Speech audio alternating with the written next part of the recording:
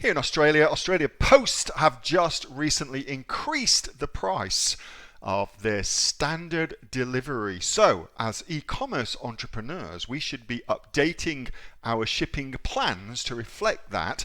And indeed, if you don't have your own dedicated shipping plan put in place, then you'll want to check out this video, because in it, Rosie Kovacs goes through the entire process for FBM, Fulfilled by Merchant, to enable you to get all of that set up. Now, if you like this kind of content where we're showing you how to optimize your business, make sure you give this video a thumbs up. That way we'll know that you want more like this. Also consider subscribing to my YouTube channel. We post brand new money-making information just like this each and every day. If you've got any questions, comments or feedback, post them below and I'll answer it personally for you. All right, with that being said, let's get over to Rosie.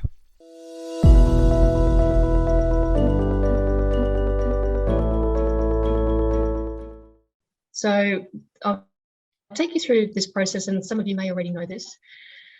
When you've got your own website and you've got eBay and so on, you can set shipping settings, like how much shipping you're going to charge your customers for buying, for their orders. You can also do that with Amazon, and it's only for FBM because FBA is managed by Amazon. So when you set up an FBM listing, and I'm going to use this top one as an example, Amazon gives you a default template and it's called migrated template. So I'll take you into that now and show you what that looks like. It's fairly basic, but what this is, it gives you in the region, the different locations. So you've got the capital cities, you've got the smaller cities, and then into the country areas throughout Australia.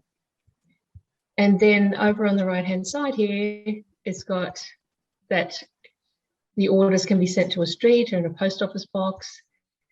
Managed by Amazon, this is the transit time. This is when you've got that automatically set to a preferred shipper, and in Australia, it's Australia Post. So Amazon will then calculate based on what's going on at the time, is how long Australia Post will take to ship that product to that location. Then here you've got the shipping fees, and it's defaulted to 0 at the moment. So I'll just take you in to the process of, first of all, why you would want to create another template. So if you've got, say, products in a couple of different locations, you might have some at your home that you're fulfilling from, or you might have some at a 3PL, say FBA Prep in Brisbane, then you would have a separate shipping template for each location. And you can also then decide whether you want to charge buyers for the shipping costs, right? So there's a lot of variables to that. You might not be able to absorb the costs and you don't want to increase the price of the product, so you can charge them shipping. There's a couple of ways to do that. So what I'll do, first of all, we'll go through the process now of creating a new shipping template. The easiest way to do that is to come over here where it says edit, just click on the drop down arrow, and we copy to a new template.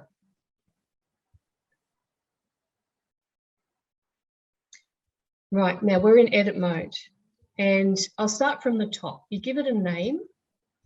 Let me know if you can't see it. I'll just remember to blow it up a bit. So we can say, I'm going to say FBA Prep Brisbane as an example. Then you've got two options here. You can charge shipping per item based on weight or price banded. So I'll show you the difference. This is the per item by weight, and it's saying, okay, so sorry, per order, yeah, that's right. So I'm going to say, well, if I'm going with Australia Post, it's $9.30, right? Just to, for standard shipping.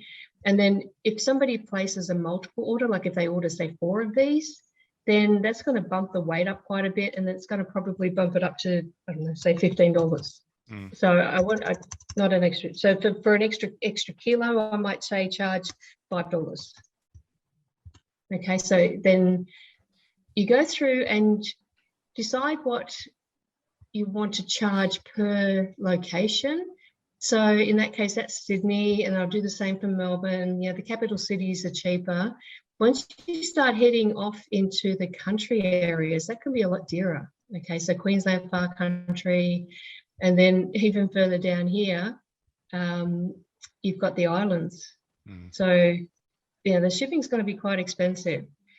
If you don't want to absorb that, and sometimes you might choose, well, I don't actually want people from there to buy from me. You can't delete this. So the other thing you can do is just bump the shipping up a lot, you know, so they're probably not inclined to buy it. You're discouraging them a little bit. So the other thing just to be mindful of is you can't easily duplicate this. You have to, the only way I found to do it is just, unless somebody else knows a better way, is just to copy and paste it like that. Okay, and manually. There should be an type in autofill, shouldn't they? They need like an autofill there, but it doesn't. Doesn't work that way, unfortunately. But you can have a look at this. You can come back and edit it if you find that, you know, when shipping costs go up, because, you know, recently AusPost put theirs up to $9.30, I think it was, and then before that it was $8.95. So you can come back in here and modify things. Something I do with one of my products is that I can absorb part of the shipping costs. So to make it a little bit more attractive, you know, like I've made that say $4, you know, and that seems to get sales as well.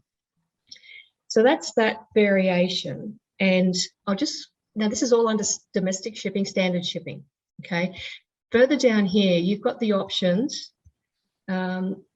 Adding a new shipping rule, you don't have to worry about that because there's no new regions to add. They're already there. Expedited shipping and 2-day delivery, 1-day delivery. In the current environment, there's no guarantees that products are going to get, even Amazon can't guarantee that they'll deliver expedited shipping within 2 days. So I just suggest you just ignore these. Don't even select them, because if the freight forwarders and shippers can't guarantee it, then there's no way you can meet that commitment. Can you just show that expedited shipping, just so that I've got Bipin just asking about that, just so they can see in it? Yep. So expedited. Yep. So this is because Australia Post Express in this case. If you're not using Australia Post, I'll show you in a moment how to turn that off. I can say confirm and let's set it up. And then it gives you the regions again. So it's exactly the same, but in this case, because expedited shipping is normally more expensive, you can, so it's defaulted to that, but you can actually override that and charge more. Okay. All right. So going back up the top here, price banded. This allows you to, I like this feature actually, is that you can say, right, so any orders up to, like from $0 up to $50, I'm going to charge them $9.30, right? Or say even a flat $10. And then anything from, I put 260, I can't type. Okay, $60.01 and above, they can get free shipping just by leaving that 0. So that's a neat little thing. And if you've got a product that is not really suitable for going to a post office, it's better to be delivered to a residential or, you know, an actual building. You can deselect the post office box as well. Okay, so I'll just go back to this other one. And the next one I want to show you here, the shipping settings automation. So I'll just bring that up. This shipping settings automation, this is where it's saying, okay, well, Australia Post is a preferred carrier, but you can actually turn that off if you prefer to use couriers. So you just click on confirm that, turn it off, and then that's it. It just means that Amazon won't estimate the transit times, but you can do that yourself. So in this case, we're saying, well, if I'm shipping from Brisbane and it's going to go to Sydney and Melbourne and ACT, at the moment, it's going to take a little bit longer than 2 to 3 days, probably, so we can bump that up to 3 to 5. And this is where on the listings, when, you know, buyers will see the delivery date, estimated delivery date. And this is also, I wanted to show you this. This seller here is charging $2.99 for delivery. So if you're going to charge shipping, this is where people will see that. And yeah, so this is where you can actually decide realistically how long shipping is likely to take.